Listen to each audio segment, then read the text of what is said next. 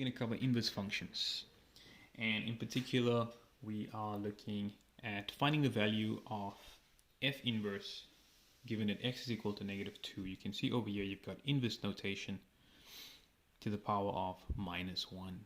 Alright, so -1 means that you have to find the inverse of the function f first, and after you've done that, replace x with -2, and then the result of that will be your answer.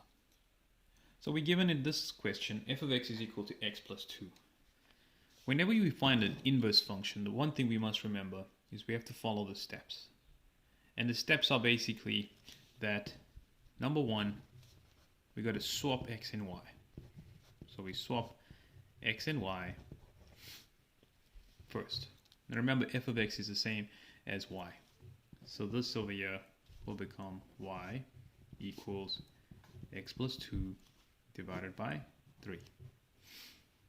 Step 1 would be to swap x and y. So wherever y is, make it x. Wherever x is, make it y.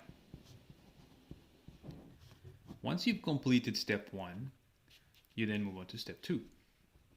Step 2, make y the subject of the formula. Make y the subject of the formula.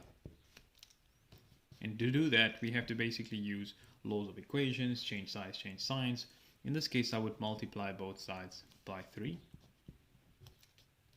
And I'd end up with 3x equals y plus 2. I'm almost there. I need to isolate y. If I isolate y on the right hand side of the equation, it's the same as isolating y on the left hand side of the equation.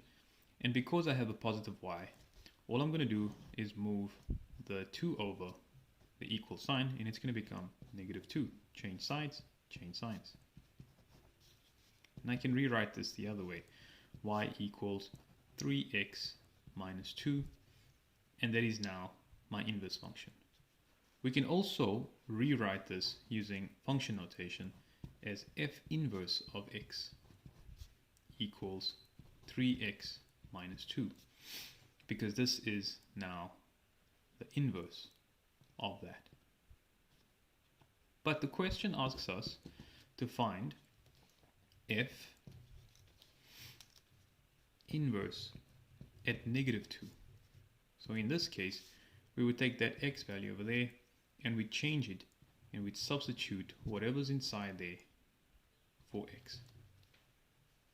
In this case, it'll be -2. So we would substitute -2 for x. 3 multiplies by -2 giving me -6. So I end up with -6 minus 2, and that's equal to -8. So therefore, f inverse of -2 is equal to -8.